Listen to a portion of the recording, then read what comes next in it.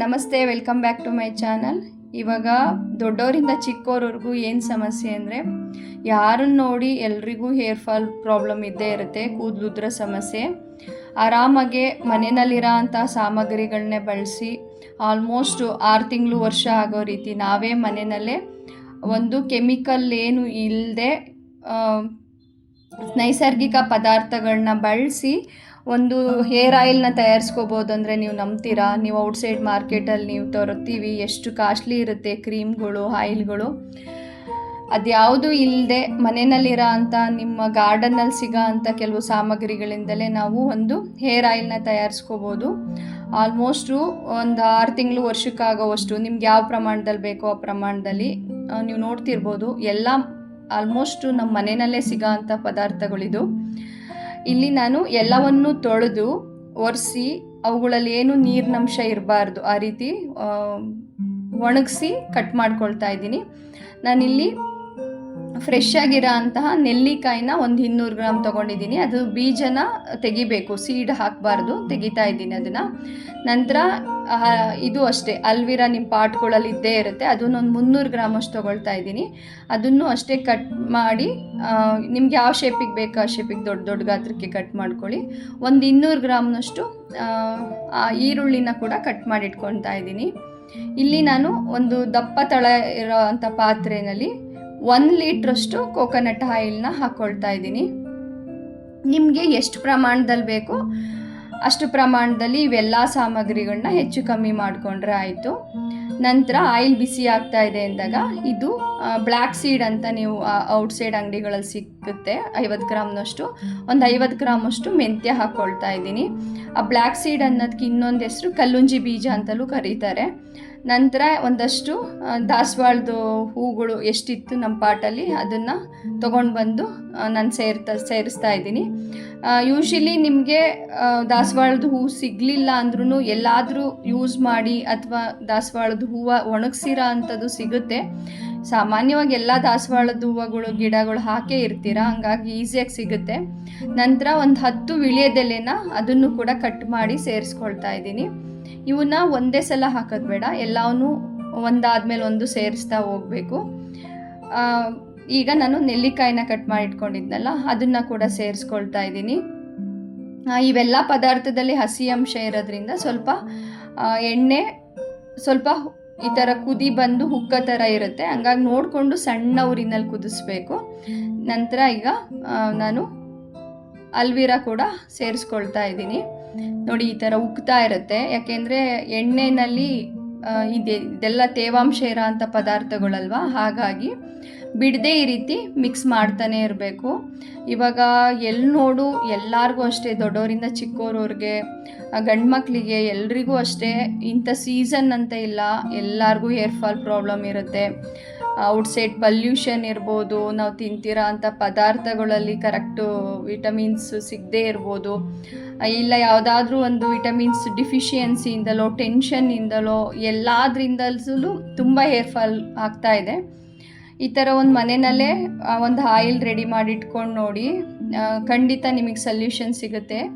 ಈಗ ಈರುಳ್ಳಿ ಕಟ್ ಮಾಡಿ ಇಟ್ಕೊಂಡಿದ್ನಲ್ಲ ಅದನ್ನು ಕೂಡ ಈಗ ಸೇರಿಸ್ಕೊಳ್ತಾ ಇದ್ದೀನಿ, 1 ಬೈ 1 ಒಂದೊಂದೇ. ಯಾಕೆಂದರೆ ಒಟ್ಟಿಗೆ ಹಾಕಿಬಿಟ್ರೆ ಆಯಿಲ್ಲು ಹಸಿ ಅಂಶಕ್ಕೆ ಉಕ್ಕಕ್ಕೆ ಸ್ಟಾರ್ಟ್ ಆಗುತ್ತೆ, ಅದಕ್ಕೆ ಒಂದೊಂದೇ ಫ್ರೈ ಆಗ್ತಾ ಆಗ್ತಾ ಹಸಿ ಅಂಶ ಕಮ್ಮಿ ಆಗ್ತಾ ಸೇರಿಸ್ತಾ ಬರಬೇಕು. ಯಾವುದನ್ನು ಸೀದೋಗಬಾರ್ದು, ಅಂದರೆ ಕಪ್ಪಗಾಗಬಾರ್ದು, ಅದರಲ್ಲಿರೋ ಅಂಶ ನಿಧಾನಕ್ಕೆ ಬಿಟ್ಕೋಬೇಕು. ಆಲ್ಮೋಸ್ಟ್ ಒಂದು 45 ಮಿನಿಟ್ಸ್ ಮೇಲೇ ನಾನು ಸಣ್ಣ ಊರಿನಲ್ಲಿ ಇದನ್ನು ಇದೇ ರೀತಿ ಮಗುಚ್ತಾ ಕುದಿಸ್ತಾ ಇದ್ದೆ. ನೋಡಿ ಈ ಥರ ಉಕ್ತಾ ಇರುತ್ತೆ, ಹಂಗಾಗಿ ನೋಡದೆ ಬಿಡದೆ ಈ ಥರ ನಾವು ಮಿಕ್ಸ್ ಮಾಡ್ತಾನೇ ಇರಬೇಕು. ವಾರಕ್ಕೆ 1 ಅಥವಾ 2 ಸಲ ರಾತ್ರಿ ನೀವು ರೂಟ್ಗೆ ಅಪ್ಲೈ ಮಾಡಿ ಬೆಳಗ್ಗೆ ಎದ್ದು ಒಂದು 10 ನಿಮಿಷ ಬಿಸಿ ನೀರಿಗೆ ಟವಲ್ನ ಡಿಪ್ ಮಾಡಿ ಅದನ್ನು ಕೂದಲಿಗೆ ಸುತ್ತಿ ಅದಕ್ಕೊಂದು ಸ್ವಲ್ಪ ಸ್ಟೀಮ್ ಕೊಟ್ಟು ಕೂದಲಿಗೆ ಸ್ನಾನ ಮಾಡಿದ್ರೂ ಹೇರ್ ಫಾಲ್ ಕಂಟ್ರೋಲ್ ಆಗೋದು, ಹೊಸ ಕೂದಲು ಬರೋದು ಗಮನಿಸ್ತೀರಾ. ಇಲ್ಲಿ ಒಂದು 2 ಇಡಿಯಷ್ಟು ನಾನು ಕರಿಬೇವನ್ನ ಕೂಡ ಸೇರಿಸ್ಕೊಳ್ತಾ ಇದ್ದೀನಿ. ಕರಿಬೇವನ್ನ ಲಾಸ್ಟಿಗೆ, ಅಂದರೆ ಆಲ್ಮೋಸ್ಟ್ ಒಂದು ಅರ್ಧ ಗಂಟೆ ಆದಮೇಲೆ ಸೇರಿಸ್ಕೊಳ್ತಾ ಇದ್ದೀನಿ.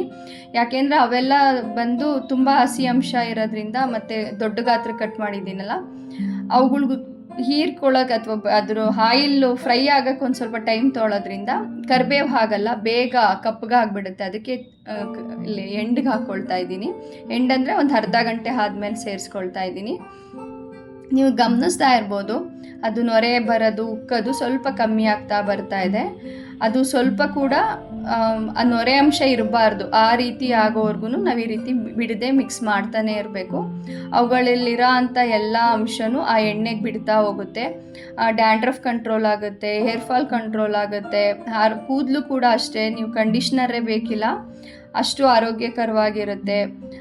ನಾನು ಆಲ್ರೆಡಿ ನಮ್ಮ ಚಾನಲಲ್ಲಿ ನಾನು ಹಾಕಿದ್ದೀನಿ, ಅಂದರೆ ಡ್ಯಾಂಡ್ರಫ್ ಕಂಟ್ರೋಲ್ ಆಯಿಲು ಮತ್ತು ಪ್ರಿವೆಂಟ್ ಗ್ರೇ ಹೇರ್ ಆಯಿಲು, ಅಂದರೆ ಬಿಳಿ ಕೂದಲು ಬರೋದನ್ನು ತಡೆಯೋಕ್ಕೆ ಒಂದು ಆಯಿಲ್ ಅಂತ ಹಾಕಿದ್ದೆ.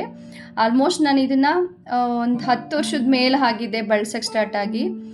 ಸ್ಟಾರ್ಟಿಂಗಲ್ಲೆಲ್ಲ ಮಕ್ಕಳಿಗೆ ಡ್ಯಾಂಡ್ರಫು ಮತ್ತು ಈ ಥರ ಆದಾಗ, ಹೇರ್ ಫಾಲ್ ಆದಾಗ ಡಾಕ್ಟ್ರ್ ಹತ್ರ ಹೋಗೋದು, ಕ್ರೀಮ್ಗಳು ಕೊಡ್ತಾಯಿದ್ರು, ಅದು ಹಚ್ತಾ ಇದ್ದೆ. ಅದು ಹಚ್ಚಿದಾಗ ಮಾತ್ರ ಕಮ್ಮಿ ಆಗೋದು, ಮತ್ತೆ ಮತ್ತೆ ಬರ್ತಿತ್ತು. ನೀವು ಗಮನಿಸಿರ್ಬೋದು, ಡ್ಯಾಂಡ್ರಫ್ ಇದ್ದರೆ ಫೇಸ್ ಮೇಲೆಲ್ಲ ಬಿದ್ದರೆ ಅದು ರ್ಯಾಷಸ್ ಥರ, ಪಿಂಪಲ್ ಥರನೂ ಬರ್ತಾ ಇರುತ್ತೆ. ಹಂಗಾಗಿ ಡ್ಯಾಂಡ್ರಫಿಂದ ಸ್ಕಿನ್ಗೂ ಪ್ರಾಬ್ಲಮ್ಮು, ಹೇರ್ಗೂ ಪ್ರಾಬ್ಲಮ್ ಇರುತ್ತೆ. ಈ ರೀತಿ ಒಂದು ನೈಸರ್ಗಿಕ ಸಾಮಗ್ರಿಗಳೇ ಮನೆಯಲ್ಲೇ ಇರ್ತವೆ, ಇದೆಲ್ಲ ಪದಾರ್ಥಗಳನ್ನ ಬಳಸಿ ಒಂದು ನ್ಯಾಚುರಲಾಗಿ ಒಂಥರ ಈ ಥರದ್ದೊಂದು ಆಯಿಲ್ ರೆಡಿ ಮಾಡಿಕೊಂಡ್ರೆ ವರ್ಷ ಇಡೀ ಬಳಸ್ಬೋದು. ಮನೆ ಜನ, ಮಕ್ಕಳು, ದೊಡ್ಡವರು ಎಲ್ಲರೂ ಬಳಸ್ಬೋದು. ನೀವು ಗಮನಿಸ್ತಾ ಇರ್ಬೋದು, ಆಯಿಲಲ್ಲಿ ಆ ಮಧ್ಯ ಆ ನೊರೆ ಬರ್ತಿತ್ತಲ್ಲ ಮತ್ತು ಹುಕ್ತಿತ್ತಲ್ಲ, ಅದು ಕಮ್ಮಿ ಆಗ್ತಾ ಬರುತ್ತೆ. ಆಲ್ಮೋಸ್ಟ್ ನಾನು ಇದನ್ನು ಒಂದು 3/4 ಗಂಟೆ ಮೇಲೇ ತೊಗೊಳ್ತು ಸಣ್ಣ ಊರಿನಲ್ಲಿ. ಫುಲ್ಲು ಆಲ್ಮೋಸ್ಟ್ ಅದು ನೊರೆ ಬರೋದು ಕಮ್ಮಿ ಆದಾಗವರೆಗೂ ಕುದಿಸ್ಬೇಕು. ಯಾಕೆಂದರೆ ಎಲ್ಲವರಲ್ಲೂ ಹಸಿ ಅಂಶ ಇರುತ್ತಲ್ಲ. ಈಗ ಸ್ಟವ್ ಆಫ್ ಮಾಡಿಬಿಟ್ಟು ಫುಲ್ ನೈಟು ಹಾಗೆ ಬಿಟ್ಬಿಟ್ಟಿದ್ದೆ, ಅದರಲ್ಲಿರೋ ಅಂಶ ಎಲ್ಲ ಬಿಟ್ಕೊಳ್ಳಿ ಅಂದ್ಬಿಟ್ಟು. ನಂತರ ಬೆಳಗ್ಗೆ ಸ್ವಲ್ಪ ಹೀಟ್ ಮಾಡಿ ಇದನ್ನು ನಾನೀಗ ಫಿಲ್ಟ್ರ್ ಮಾಡ್ಕೊಳ್ತಾ ಇದ್ದೀನಿ. ನೀವು ಈ ರೀತಿ ಫಿಲ್ಟ್ರನ್ನೆಲ್ಲಾರ ಮಾಡ್ಬೋದು, ಇಲ್ಲ ಒಂದು ಬಟ್ಟೆನಲ್ಲಿ ಈ ಥರ ಸೋಸಿ ಚೆನ್ನಾಗಿ ಹಿಂಡಿ ಅದರಿಂದ ಎಲ್ಲದನ್ನು ಆಯಿಲೆಲ್ಲ ಇರುತ್ತಲ್ಲ ಅದನ್ನು ತೆಗಿಬೋದು. ನಾನೇನು ಮಾಡಿದೆ, ಈ ಥರ ಫಿಲ್ಟ್ರ್ ಮಾಡಿ ಹಾಗೆ ಬಿಟ್ಟೆ. ಅದು ಸ್ವಲ್ಪ ಒಂದಿನ ಎಲ್ಲ ಆಗೋ ಅಷ್ಟರೊಳಗೆ ಅದರಲ್ಲಿರೋ ಅಂಶ ಎಲ್ಲ ಕೆಳಗಡೆ ಇಳಿದಿತ್ತು. ಖಂಡಿತ ನಿಮಗೆಲ್ಲರಿಗೂ ಈ ಆಯಿಲ್ ಮ್ಯಾಚ್ ಆಗೇ ಆಗುತ್ತೆ, ಸೂಟ್ ಆಗುತ್ತೆ. ಯಾವುದೇ ಕೆಮಿಕಲ್ ಇಲ್ಲ, ನೀವೇ ನೋಡಿದ್ರಿ. ಮತ್ತು ಅದರಲ್ಲಿರೋ ಅಂಥ ಅಂಶ ಬಿಟ್ಕೊಂಡು ಕಲರ್ ಚೇಂಜ್ ಆಗಿರೋದನ್ನು ನೀವು ಗಮನಿಸ್ತಾ ಇರ್ಬೋದು. ಇದನ್ನ ಈ ಥರ ಒಂದು ಹೇರ್ ಟೈಟ್ ಬಾಕ್ಸ್ಗಳಲ್ಲಿ ಸ್ಟೋರ್ ಮಾಡಿ ಇಟ್ಕೊಳ್ಳಿ. ರಾತ್ರಿ ಹಚ್ಕೊಳ್ಳಿ. ನಿಮ್ಗೆ ರಾತ್ರಿ ಹಚ್ಚೋಕ್ಕೆ ಟೈಮ್ ಇಲ್ಲ ಅಂದರೆ ಬೆಳಗ್ಗೆ ಸ್ನಾನ ಮಾಡೋಕ್ಕೆ ಮುಂಚೆ 1 ಅವರ್ ಹಚ್ಚಿದ್ರೂ ಸಾಕು. ಯಾವುದೇ ಹೇರ್ ಕಂಡೀಷ್ನರ್ ಬೇಡ. ಅಷ್ಟು ವಿಡಿಯೋ ನಿಮ್ಮೆಲ್ಲರಿಗೂ ಉಪಯೋಗಕ್ಕೆ ಬರುತ್ತೆ ಅಂದ್ಕೊಂಡಿದ್ದೀನಿ. ಶೇರ್ ಮಾಡಿ, ಲೈಕ್ ಮಾಡಿ, ಹೈಪ್ ಮಾಡಿ. ಮತ್ತೆ ಸಿಗುವ ನೆಕ್ಸ್ಟ್ ವಿಡಿಯೋದಲ್ಲಿ. ನಮ್ಮ ಚಾನಲ್ ಸಬ್ಸ್ಕ್ರೈಬ್ ಮಾಡ್ಕೊಳ್ಳಿ. ಬಾಯ್.